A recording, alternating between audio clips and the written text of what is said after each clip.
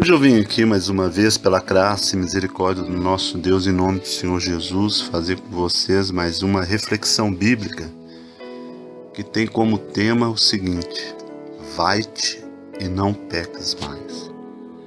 Para isso eu gostaria de convidar você que está me ouvindo, se você estiver aí na sua casa, onde quer que você esteja, se você tiver uma Bíblia, pega a sua Bíblia, abre ela comigo no livro de João, capítulo 8. Nós vamos analisarmos aqui a palavra de Deus a partir do versículo 1 até o 11. E a palavra do Senhor, ela nos diz assim: Porém, Jesus foi para o Monte das Oliveiras. Esse simples versículo, ele nos traz aqui uma informação muito interessante a respeito do Senhor Jesus. Não só essa passagem, como algumas outras passagens bíblicas, nos mostram que o Senhor Jesus ele tinha o costume de passar a noite no Monte das Oliveiras. Há também muitos relatos bíblicos que ele, depois de um dia inteiro de trabalho, da pregação do Evangelho, de andar de uma cidade para outra, de um local para o outro, quando ele chegava ali, ele passava a noite orando ao Pai. Às vezes nós temos o nosso dia de trabalho, trabalhamos muito, chegamos cansados, e às vezes não temos tempo, não tiramos um tempo para Deus. Não tiramos um tempo para fazermos uma oração. É porque estamos cansados, porque trabalhamos demais. Mas o Senhor Jesus, ele exercia um trabalho grandioso, de uma proporção muito maior do que nós exercemos hoje, E naquele tempo não havia carro, não havia ônibus, não havia essas facilidades que a modernidade nos dá. E mesmo assim, ele tirava tempo para orar ao seu Pai. Então fica aqui a primeira lição que o nosso mestre nos ensina.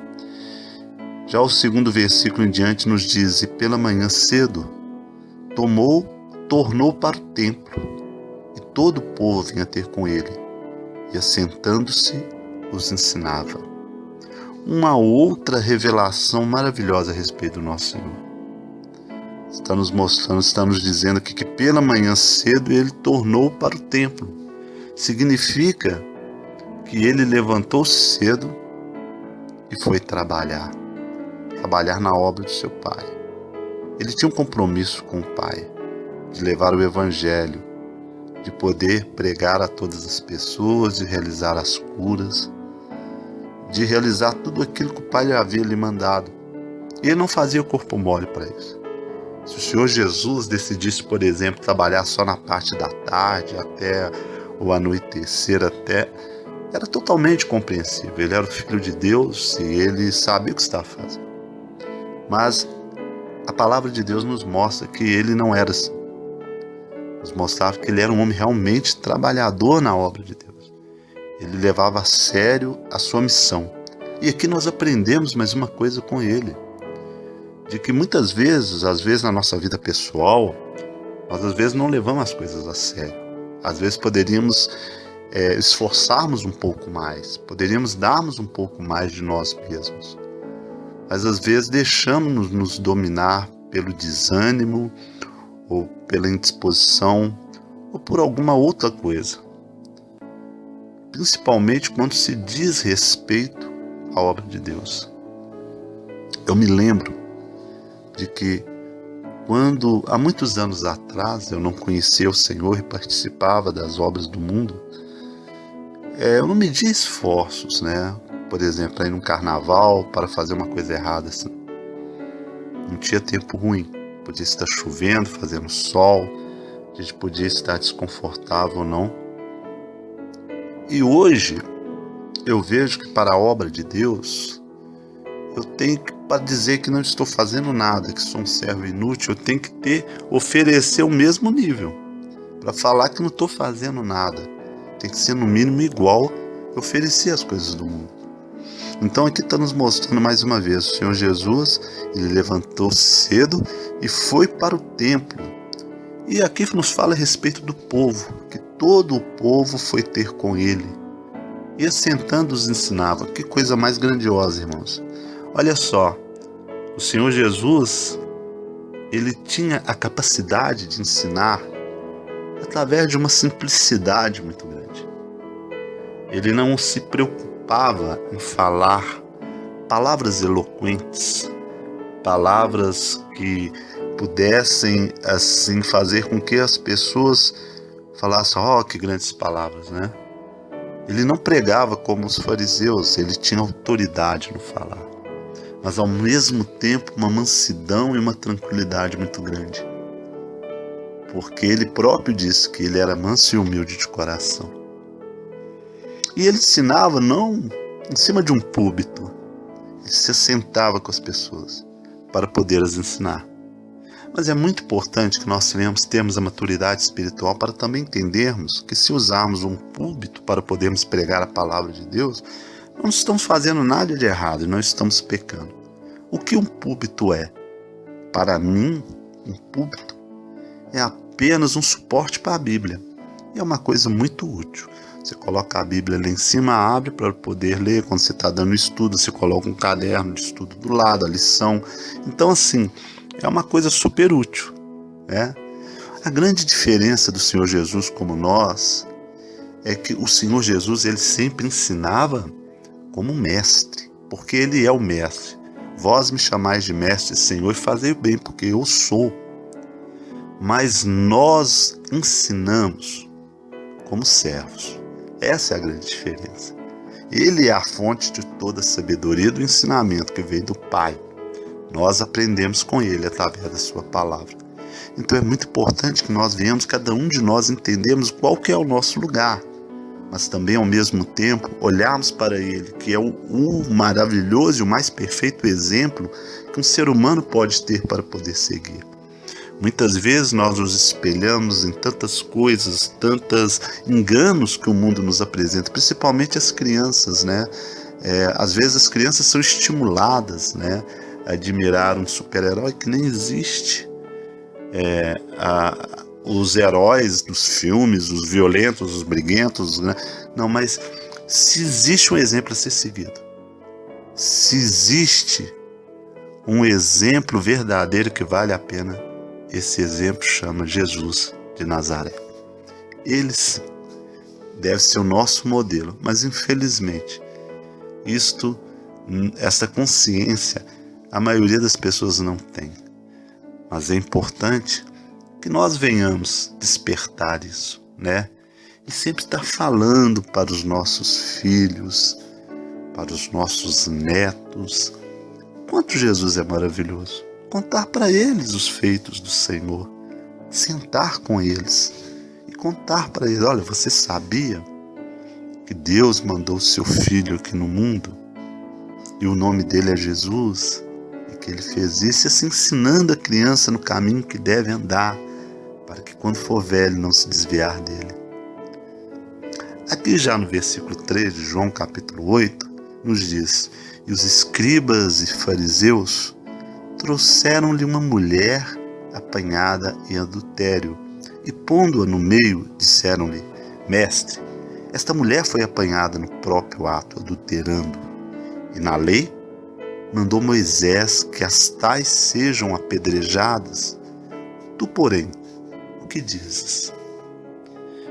Nós podemos ver com uma profunda clareza que a preocupação dos escribas e fariseus não era fazer cumprir a lei de Deus, porque a lei a qual eles se referem, a qual Moisés disse, né?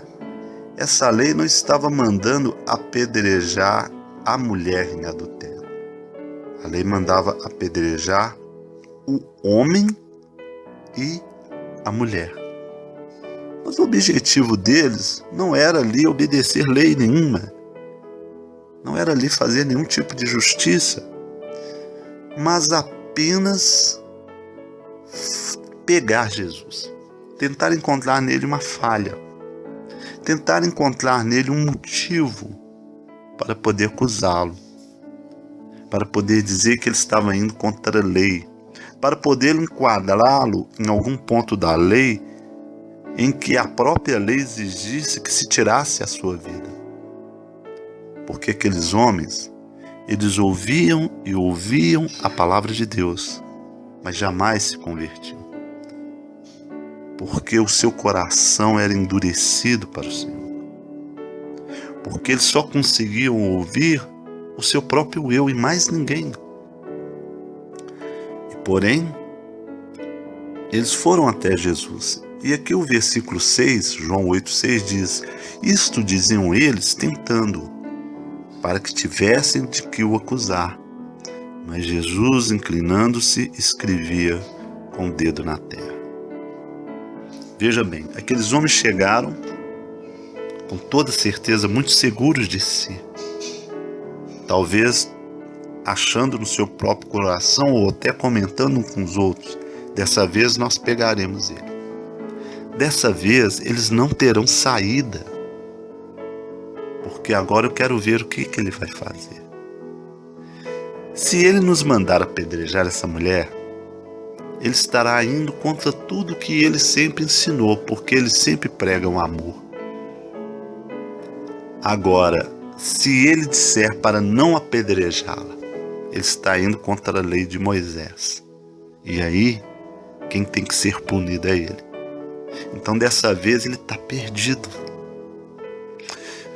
Porém, irmão, o Senhor Jesus, ele tem uma sabedoria vinda dos céus, pois no livro de Isaías diz que sobre ele está o espírito de sabedoria,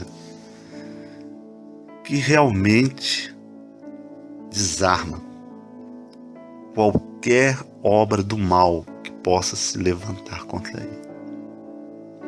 É essa sabedoria que ele dá aos teus servos, que ele dá a cada um de nós quando nós realmente estamos dispostos a obedecê-lo, a fazer a tua vontade, a seguir o teu caminho.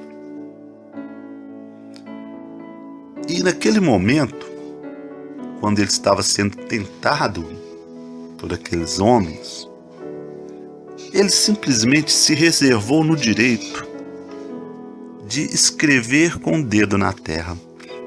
Agora, uma coisa interessante, uma vez eu vi uma pessoa que não gosta de Jesus, dizendo que isso aqui tudo era uma mentira. Por quê? Porque se ele estava no templo e não havia lá um lugar dentro do templo que eles pudessem estar escrevendo com o dedo na terra, mas isso aqui é muito fácil de compreender. Ele estava na parte externa do templo, né? Ali reunidos com todos. E ele simplesmente se reservou no direito de ficar assim. Mas aqueles homens não gostaram do que ele fez. Então, vamos ver aqui como diz o versículo 7. E como insistissem, perguntando-lhe, endireitou-se e disse-lhes. Então, quer dizer, ele estava escrevendo com o dedo na terra e os homens insistindo na pergunta. Eu acredito que o Senhor Jesus deu aquela pausa, essa é uma opinião minha, posso estar errado. Foi só para poder ver a reação daquelas pessoas. Eu acho que aqueles homens estavam todos olhando para ele com um olhar de vitória. Dessa vez nós o pegamos. Desta vez nós vamos destruí-los. Desta vez não vai ter escapatória para ele. Mas você sabe qual é o seu maior inimigo, você que está me ouvindo? Você sabe qual é o maior inimigo do homem? Eu vou te dizer claramente, não é Satanás. O maior inimigo do homem é o seu próprio eu. E foi este inimigo que o Senhor Jesus usou contra aqueles falsos servos de Deus. E aí, nos diz aqui no versículo 7, e como insistissem, perguntou-lhe, endireitou-lhe-se e disse-lhes, aquele que dentre vós está sem pecado, seja o primeiro que atire pedra contra ela. E tornando a inclinar-se, escrevia na terra. Simples assim. Veja bem, Jesus simplesmente colocou um espelho espiritual diante daqueles homens. Colocou um espelho para que eles se enxergassem. Eles viam aquela mulher como uma pecadora, porque ela foi pega no ato de adultério. Mas quando o Senhor Jesus mandou com que eles olhassem para si mesmos, eles também se viram pecadores como aquela mulher era.